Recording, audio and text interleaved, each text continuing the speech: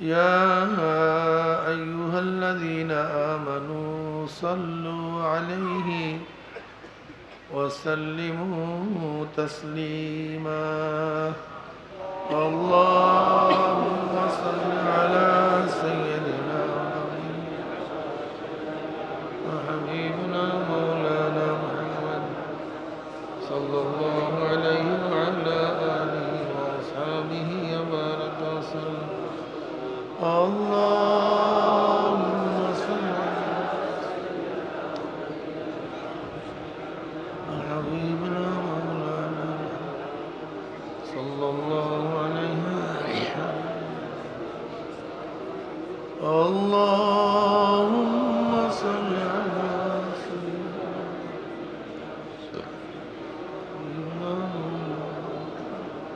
صلى الله عليه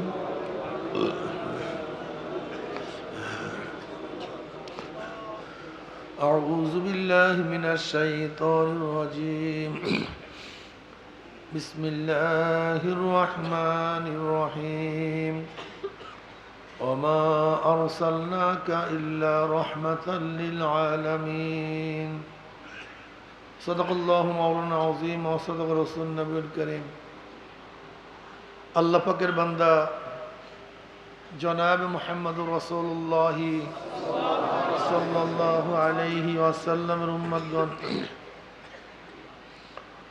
আল্লাহ পাক রব্বুল আলামিন আপনাকে আমাকে এই ফিতনা ফাসাদের জমানায় যখন তামাম দুনিয়ার থেকে ইসলাম মুসলমানকে মিটিয়ে দেওয়ার ষড়যন্ত্র চলতেছে,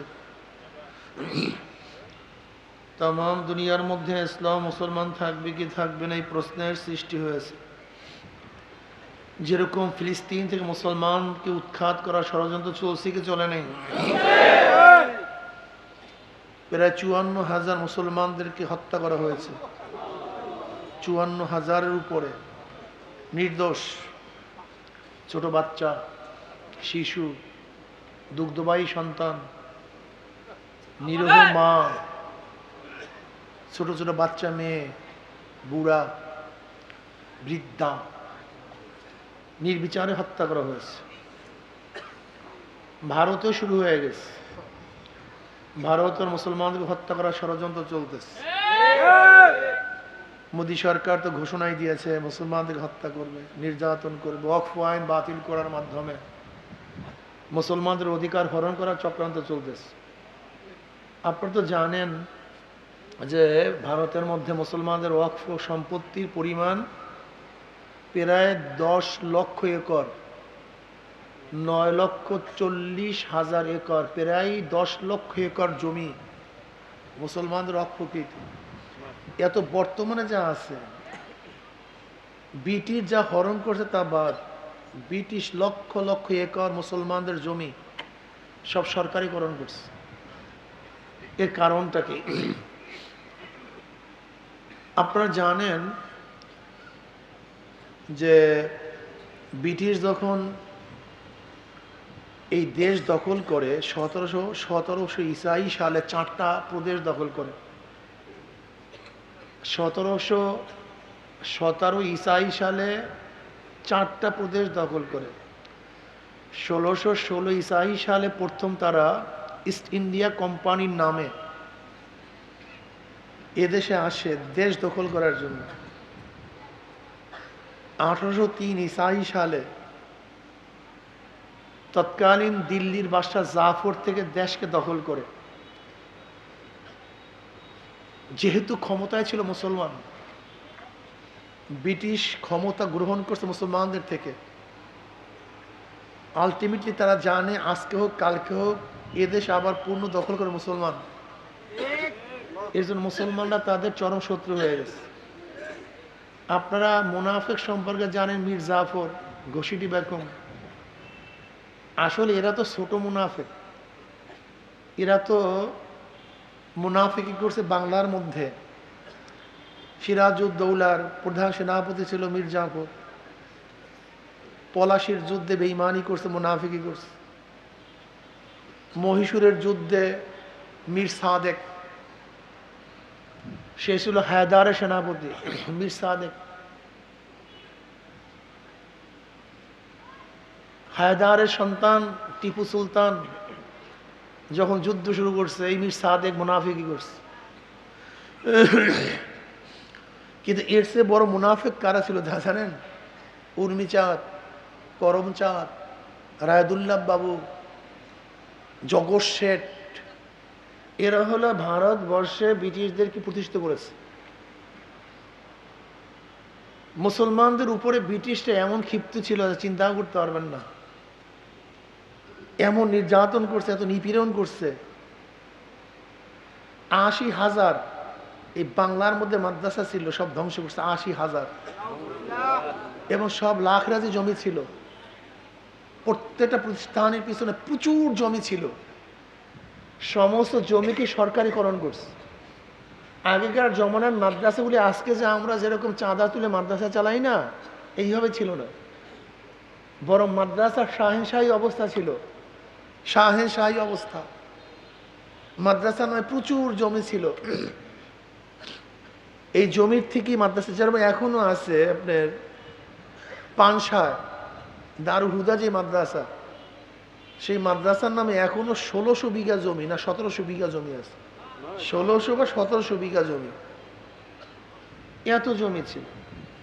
এই সমস্ত জমিগুলি ব্রিটিশ সরকারিকরণ করছে। দিল্লির মধ্যে ১,০০০ মাদ্রাসাকে ধ্বংস করছে। ৮০,০০০ আলেমকে হত্যা করছে, শহীদ করছে। ৮০,০০০ আলেমকে, ১-২ জন না, কত হাজার? যা মোটামুটি গোনা আছে, গোনার বাহিরে যা আছে তো বাদ। চাকরি চর থেকে শুরু করে খায়বার পর্যন্ত এমন কোনো গাছ ছিল না যে গাছের মধ্যে একজন আলেমকে ফাঁসিতে ঝুলানো হয় না। ও মুসলমান, আলেমদের ত্যাগ সম্পর্কে জানো? আলেমদের ত্যাগ সম্পর্কে তোমাদের জানা নেই। আজকেও দেখো আলেমরা কত ত্যাগী। আজকেও কি ভাবতেছেন যে ছাত্রটা ৩ মাসে বা ১ বছরে ৩০ পারা কোরআন মুখস্থ করে, হেফজ করে, তার মেধা ভালো না খারাপ? যে ছাত্রটা বিনা লোকমায় ৩০ পারা কোরআন শরীফ শোনায় শুরু থেকে শেষ পর্যন্ত, একটা লোকমাও যায় না, একটা ভুলও হয় না, কি মেধা খারাপ না ভালো? এই ছেলেটা কি জানে না আমি বাংলা ইংলিশে পড়লে আমি সচিব হতে পারতাম, প্রধান সেনাপতি হতে পারতাম? এ জানে না? যারা হাদিস মুখস্থ করে, হাদিস পড়া, জানো তাদের মেধার অবস্থাটা কি? দেখো ঢাকা ইউনিভার্সিটিতে মাদ্রাসার ছেলেরা ১ পাঠ পরীক্ষা দেয়, সব না, আলিয়ার, তাও আলিয়ার সব ছাত্র কিন্তু পড়ে না। এর মধ্যে দেখবা অধিকাংশ সময় ফার্স্ট সেকেন্ড হয় এসব মাদ্রাসার ছেলেরা। এই ঢাকা ইউনিভার্সিটিতে মাদ্রাসার ছেলেরা, এই যে যারা মুহাদ্দিস, জানেন কি মেধা তাদের, কি পরিমাণের মেধা। কিন্তু তারাই সমস্ত কিছুকে বিসর্জন কেন দেয়? তারা তো বহুত দামি চাকরি করতে পারত, বহুত বয়সার চাকরি নিতে পারত, অনেক বড় অফিসার হতে পারতেন, কিন্তু সব কিছু বিসর্জন দিয়ে তার দিনে খেদমত কেন দেয়? একদিনও চিন্তা করছেন? আর আপনার তাদেরকে টিটকারি করেন, আপনার তাদেরকে ফাইজলামি করেন। মিয়া বোকা, তোমার চেয়ে বড় বোকা দুনিয়াতে নাই, তুমি একটা পাগল আসতে। এরা নিজের জন্য না তো। একজন ইমাম সাহেবের কয় টাকা দাও? একজন মক্তবে পড়ায় কয় টাকা দেন তাকে? কয় পয়সা নেয়? আপনার চা খাওয়ার পয়সাও তারা নেয় না। একজন বড়লোক তার বাচ্চার পেন্টি কেনার, ডায়াফার কেনার পয়সাও তো তারা খরচ করে না। এই ড্রাইভার, কতগুলি ড্রাইভার লাগে একটা বাচ্চার, আপনি বলেন তো প্রতিদিন? ভালো কোম্পানির ড্রাইভারগুলি কত দাম? এত ত্যাগ কেন? সব কিছু বিসর্জন দেয়। একদিনও চিন্তা করছেন? এরা পারে না তা না, যেরকম এরা যদি ব্যবসা করতো তা তোমার চেয়ে অনেক বড় বড় ব্যবসায়ী হতে পারত, অনেক বড় বড়। যেমন আমি সামান্য কিছু করি আর কি, ব্যবসা আমি দেখলাম আমি ভালো মতো করলে হয়তো বাংলাদেশের মধ্যে ভালো ব্যবসায়ী হতে পারতাম, আমার বিশ্বাস। দেখেন সময়ই পাই না আমি সময়ই পাই না কোনো সময়, সারাদিন এক কাজে ব্যস্ত, মানুষের দ্বারা ব্যবসা চালাই, তারপরে থেকে ভালোই, খারাপ না একেবারে।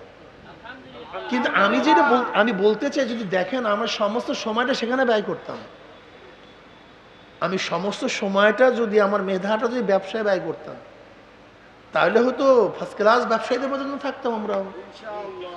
এরকম আমার কথা না, আমি তো গভর্নমেন্ট, কিন্তু আমার চেয়ে হাজারো জিহিনীরা আছে, হাজারো মেধাবীরা আছে, হাজারো যোগ্যতা সম্পন্ন ব্যক্তিরা আছে, আলেমরা আছেন, কিন্তু তারা সব কিছু ত্যাগ করছে একমাত্র দিনের জন্য, একমাত্র দিনের জন্য, এই তোমাদেরকে দিন শিক্ষা দেওয়ার জন্য। এর ওয়ারাসাতুল আম্বিয়া, যেরকম নবীগণ দুনিয়ার কিছু গ্রহণ করেননি, আপনারা জানেন কি জানি না, নবীদের কিন্তু ওই জনাব মুহাম্মদ রাসূলুল্লাহ সাল্লাল্লাহু আলাইহি ওয়াসাল্লামের জমি জামার কোনো ওয়ারিস ছিল না, কারণ তার তো জমিই নেই, তার জমি ভাগ করবে কি? নবীদের কোনো সম্পত্তি থাকে না। কিসের জন্য? মানুষকে রাহনুমাই করার জন্য। এরা এত ত্যাগ করে শুধু মানুষকে রাহনুমাই করার জন্য, পথ প্রদর্শন করার জন্য। তোমাদেরকে ডাকে কেন? আল্লাহ বলে লোকদেরকে আল্লাহর সাথে মিলাইয়া দেওয়ার জন্য। তুমি তাকে শত্রু মনে করো, তুমি তাকে ঘৃণা করো, বোকা। দেখো বাবা, তুমি কেন বুঝতেছো না? যে ব্যক্তি মাদ্রাসায় 1 নাম্বার হয়, সে ব্যক্তি স্কুলেও 1 নাম্বার হইতো। আবার যেই ছেলেটা স্কুলে 1 নাম্বার হয়, ও মাদ্রাসা আসলে ওই 1 নাম্বার হবে, যেহেতু মৌলিক গুণ। মেধা তো মৌলিক গুণ, টাকা একটা মৌলিক পাওয়ার। টাকা কি ভাই? যদি স্বর্ণ কেনেন কিনতে পারবেন, যদি রূপা কিনেন, যদি মধু কিনেন, যদি মদ কিনেন, টাকা তো এমন একটা জিনিস যা দিয়া যা ক্রয় করেন সেইটাই কিনতে পারবেন। এখন দেখার বিষয়ে আপনি কোন জায়গায় খরচ করতেছেন, মদের পিছনে না মধুর পিছনে? ব্যাপারটা এখানে। মেধা তো একটা দামি জিনিস, এটা যেখানে আপনি লাগাবেন। ভালো চুরি করতে চান, যদি আপনি ভালো চোর হইতে চান, মেধাবীরা ভালো চোর হবে। যদি ভালো ডাকাত হতে চান, মেধাবীরা ভালো ডাকাত হবে। যদি মেধাবীরা, এই যেমন বাংলাদেশ ব্যাংক থেকে চুরি করছে কারা? যেমন তেমন মেধাবীরা বাংলাদেশটাকে চুরি করতে পারে না। এই হ্যাক কইরা যেমন তেমন মেধার কাম না, অনেক টপ লেভেলের মেধার কাজ। ওর মেধাও যেরকম, ও চুরিও করে সেই রকম, ও ভালো চোর, যেমন তেমন চোর না। কিন্তু মেধা তো একটা মৌলিক পাওয়ার, এটা যেখানে ব্যবহার করেন সেখানেই ভালো রেজাল্ট করবো। যেই ব্যক্তি স্কুলে ফার্স্ট হয় সেইটি মাদ্রাসায় ফার্স্ট হইত, যেটা মাদ্রাসায় ফার্স্ট হয় ওইটি স্কুলেই ফার্স্ট হইত। কথা ঠিক না? কিন্তু ওলামায়ে কেরাম সবকিছু বিসর্জন দিচ্ছে একমাত্র দিনের জন্য, ইসলামের জন্য, এই আল্লাহ বলা লোকদেরকে আল্লাহর সাথে মিলাইয়া দেওয়ার জন্য। কত মানুষ যে শহীদ হয়েছে, ওলামায়ে কেরাম কি পরিমাণে। তুমি কি জানো এই কামাল পাশা, এই নাস্তিকের বাচ্চা নাস্তিক, তুর্কিস্তান দখল করার পরে ও প্রথম কাজটা করছে কি জানো? সবচেয়ে বেশি আলেমদের হত্যা করছে। কাদেরকে? আলেমদের। কিভাবে হত্যা করছে? যেই আলেমের বাড়ি যেই গাছ ছিল, সেই আলেমের বাড়ির গাছের মধ্যে আলেমকে ফাঁসিতে ঝুলাই দিচ্ছে। এই কামাল পাশা, যারা কামাল কামাল তোমরা কামাল কিবার আতাই তুর বলো, আসলে আতাতুর না, আতাই তুর। তোমরা যাকে কামাল আতাই তুর বলো, আতাতুর বলো, আসলে এটা কামাল পাশা, এটা খুনি, এটা নাস্তিক। ও আজানকে বন্ধ করছে, আরবি শব্দ পরিবর্তন করছে, কোরআন পড়া বন্ধ করে দিয়েছে, বোরকা পড়াকে নিষিদ্ধ করেছে, মাদ্রাসাকে ধ্বংস করে ফেলছে। এমনকি আলেমদেরকে বলছে, যাও তোমাদের জন্য হজের জন্য জাহাজ তৈয়ার। আলেমরা বাঁচার জন্য জাহাজে উঠছে, গভীর সাগরে জাহাজে নিজে ছিদ্র করে সমস্ত আলেমদেরকে হত্যা করছে এই কামাল পাশা। এর কারণটা কি বলেন তো? ব্রিটিশ আলেমদেরকে হত্যা করছে, কামাল পাশা আলেমকে হত্যা করছে। যেই দেশে যখন যারা দখল করছে তারা প্রথম আলেমকে হত্যা করছে। এমনকি সৌদি, এই যে একটা আছে না ইবনে সালমান, আমি মোহাম্মদ নামটাও মনে চায় না, বা যারা আছে সৌদি, প্রথম অ্যারেস্ট করে কাদেরকে? জেলে ঢুকায় কাদেরকে? আপনি এই গবেষণা করছেন কারণটা কি? আবু সুফিয়ান রাদিয়াল্লাহু তাআলা আনহু উহুদের যুদ্ধে, আপনারা সবাই জানেন, আবু জাহাল মারা যাওয়ার পরে ইসলামের বিরুদ্ধে যতগুলি যুদ্ধ প্রচারণা করছে, প্রত্যেকটা যুদ্ধের নেতৃত্ব প্রদান করছে আবু সুফিয়ান। আবু সুফিয়ান রাদিয়াল্লাহু তাআলা আনহু ফতে মক্কার সময় ইসলাম গ্রহণ করছেন। ওহুদের যুদ্ধের নেতা ছিল কে কাফেরের পক্ষে? আবু সুফিয়ান রাদিয়াল্লাহু তাআলা আনহু। উম্মে হাবিবা রাদিয়াল্লাহু তাআলা আনহার বাবা উম্মে হাবিবা রাদিয়াল্লাহু তাআলা আনহা, তিনি তার স্বামীর সাথে ওবায়দুল্লাহ জাখাসের সাথে হিজরাত করে আবুসিনী হিজরাত করছিলেন। পরবর্তী ওবায়দুল্লাহ তো মোরতাদ হয়ে গেছে। এরপরে জনাবে মুহাম্মদ রাসূলুল্লাহ সাল্লাল্লাহু আলাইহি প্রস্তাব দিয়েছিলেন, বিবাহবন্ধনে আবদ্ধ হয়েছিলেন। এখন কি হয়ে গেছে? শ্বশুর হয়ে গেছে। কিন্তু কাফির ছিল ওই পর্যন্ত। ওহুদের ময়দানের ঘটনা কি ছিল মনে আছে তো? কুতিলা মুহাম্মদ সাল্লাল্লাহু আলাইহি ওয়াসাল্লাম। শয়তান ঘোষণা দিয়েছে যে মুহাম্মদ সাল্লাল্লাহু আলাইহি ওয়াসাল্লাম মৃত্যুবরণ করছে। কাফেররা বিশ্বাস করছে সে আর দুনিয়াতে নাই। কাফেররা বিশ্বাস করছে। নবী আলাইহিস সালাতু পালায়ন করছিলেন কোথায়? ওহুদের পাহাড়ে। আবু সুফিয়ান তখন গিয়া ওই ওহুদের কিনারায় গিয়া প্রশ্ন করছিল, কি মনে আছে? এইটা মনে রাখবেন, এটা মারাত্মক একটা কথা, মারাত্মক পয়েন্ট। এইটা মনে রাখলে 1000 কোটি মাসালা হল হবে। আবু সুফিয়ান প্রশ্ন করছিল, সে তো কি ধারণা করছে নবী আলাইহিস সালাম দুনিয়াতে? এটা তো বিশ্বাসবদ্ধমূল। এর প্রশ্ন করছে, আবু বকর কি জিন্দা আছে? নবী আলাইহিস সালাতু বলে, খবরদার কেউ জবাব দিও না, কেউ জবাব দিও না, চুপচাপ থাকো। কোনো জবাব আসছে না। মনে করছে আবু বকর দুনিয়াতে নেই। এরপর দ্বিতীয় প্রশ্ন করছে, কি ওমর কি জিন্দা আছে? বলেন তো এই দুইটা প্রশ্ন কেন করছে? সে তো জ্ঞানী, আবুল হাকাম বলতো তাকে, অনেক জ্ঞানী, মারাত্মক জ্ঞানী ছিলেন। আর ওর মধ্যে জ্ঞানীদের মধ্যে একজনের আবু সুফিয়ান রাদিয়াল্লাহু তাআলা আনহু। কিন্তু দুইজনের নাম প্রশ্ন করলেন কেন? তার মেধার মধ্যে ছিল নবী দুনিয়াতে নাই। এরপর কি প্রশ্ন করছে? প্রশ্ন করছে নাই, মনে করছে সেও নাই। এরপর প্রশ্ন করছে, কারণটা কি? আবু সুফিয়ান জানে, আবু সুফিয়ান জানে যদি মুহাম্মদ দুনিয়াতে নাই সাল্লাল্লাহু আলাইহি ওয়াসাল্লাম, কিন্তু আবু বকর ও ওমর একজন যদি জিন্দা থাকে, ইসলাম আবারও দাঁড়ায় যাবে, এটা ধ্বংস হবে না। জানে ইসলাম আর ধ্বংস হবে না। ব্রিটিশরা জানে, খ্রিস্টানরা জানে, ইহুদিরা জানে, যদি 100 কোটি মানুষ মারা যায় তাতেও কিছু আসে যায় না, কিন্তু আলেম যদি না থাকে তার ইসলাম আর থাকবে না। ভালো মতো জানে, ভালো মতো জানে আলেম না থাকলে আর ইসলাম। এই হেদায়েতের বাণী শুনাইবে কে বলেন তো? কোরআন বুঝাইবে কে? হাদিসের ব্যাখ্যা দিবে কে? মাসালা বলবে কে? আপনারা যতই শিক্ষিত হন, বাংলা পড়িয়া 2-1 লাইন পড়িয়া গভীর এলেম অর্জন করা যায় না। গভীর এলেম ভিন্ন জিনিস, এলেমের গভীরতা ভিন্ন জিনিস। এর জন্য খ্রিস্টানরা তো পণ্ডিত, ইহুদিরা পণ্ডিত, ওরা জানে আলেম যদি জিন্দা থাকে, মাদ্রাসা যদি জারি থাকে, এখান থেকে প্রোটেকশন হইতেই থাকবে, এটা বন্ধ হবে না। কথা বুঝতে পারছি? এর জন্য আলেমদের উপর অত্যাচার করছে, অবিচার করছে, জুলুম করছে, হত্যা করছে। আলেমরা পাড়ায় বালাইছে, হিজরাত করতে বাধ্য হয়েছে, না খাইয়া ছিল। এরপরও তারা নিজেরা না খেয়ে তারপরও দাঁড়ে দাঁড়ে গিয়ে মানুষকে পড়াইছে, বক্তব্য শিখাইছে, দাওয়াত দিস, আসো দিনের পথে, আসো, আসো কল্যাণের দিকে আসো। নবী আলাইহিস সালাতু ওয়াস সালাম দুনিয়াতে কেন প্রেরণ করেছেন আল্লাহ পাক? ওমা আরসালনাকা ইল্লা রাহমাতাল লিল আলামিন।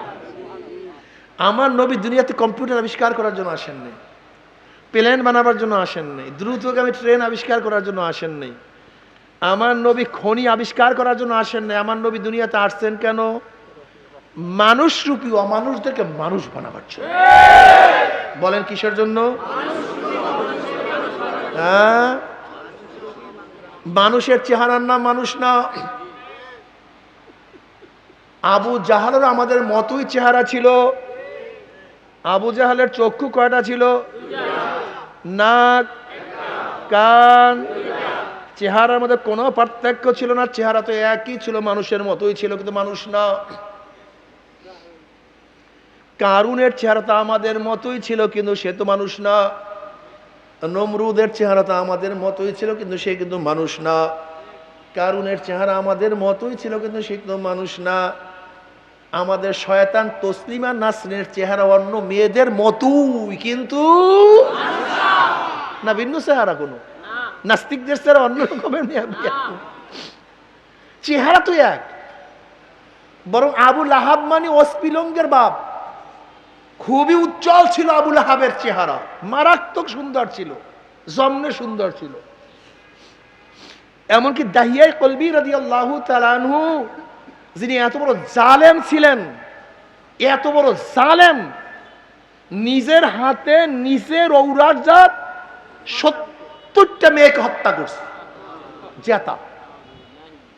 দাহিয়াতুল কলবি রাদিয়াল্লাহু চেহারার অবস্থা জানেন আপনারা?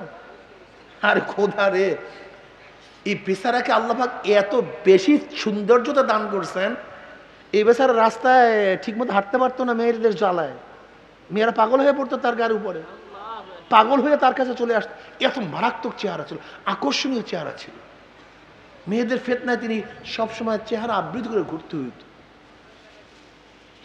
দাহিয়াতুল কলবি রাদিয়াল্লাহু, অথচ কত বড় জালেম, নিজের হাতে নিজের ঔরজাত 70টা মেয়ে সন্তানকে দাফন করছে। দাহিয়াতুল কলবি রাদিয়াল্লাহু তাআলা ইসলাম গ্রহণ করার আগে চেহারার কোনো সৌন্দর্যতার কোনো অভাব ছিল না, কিন্তু আসলে মানুষ ছিল না। ইসলাম গ্রহণ করার পরে আমার মাওলা এত সুন্দর মানুষ বানায়া দিছে, অধিকাংশ সময় জিবরাইল তার সূরাত ধরিয়া দুনিয়াতে আসতো। ওমর ইবনে খাত্তাব রাদিয়াল্লাহু ইসলাম গ্রহণ করার আগে যেই চেহারা ছিল, ইসলাম গ্রহণ করার পর একই চেহারা ছিল নাকি? ইসলাম গ্রহণ করার আগে যে চেহারা নাকি ভিন্ন? না চক্ষু পরিবর্তন, না হ্যাঁ অবয়ব সবই এক। ইসলাম গ্রহণ করার আগে হযরত ওমর ইবনে খাত্তাব রাদিয়াল্লাহু তাআলা আনহু নবী আলাইহিস সালাতু ওয়াস সালাম হত্যা করার জন্য নাঙ্গা তলোয়ার নিয়ে রওনা করছে। কিন্তু এই ব্যক্তি ইসলাম গ্রহণ করার পরে অবস্থাটা কেমন হয়ে গেছে, এখন তার কথা মাটিতে শুনে, তার কথা পানিতে শুনে, ওমর ইবনে খাত্তাবের কথা বাতাসে শুনে। ওমর ইবনে খাত্তাব রাদিয়াল্লাহু তাআলা খুতবা দেন মদিনায়, ওখান থেকে ইশারা দিয়া সারিয়াতুল জাবাল, হে সারিয়া পাহাড়ের দিকে তাকাও। সারিয়া রাদিয়াল্লাহু সিরিয়ার মধ্যে, কোথায়? অথচ বাতাস তার আওয়াজ সিরিয়ায় পৌঁছায়া দিছে। ওমর কথা বলে মদিনায়, আওয়াজ পৌঁছিয়া যায় সিরিয়ায়। পুরো খোদা রে, ওমর ইবনে খাত্তাব রাদিয়াল্লাহু তাআলা চিঠি লেখে নীল নদের কাছে, হে নীল নদ, যদি আল্লাহর হুকুমে জারি হয় আমার চিঠি পাইতে দেরি, জারি হইতে দেরি করবা না। ওই চিঠি পানির মধ্যে পড়তে দেরি, কিন্তু জোয়ার সৃষ্টি হতে দেরি হয় নাই। মদিনার মধ্যে ভূমিকম্প শুরু। ওমর ইবনে খাত্তাব রাদিয়াল্লাহু লাঠি দিয়ে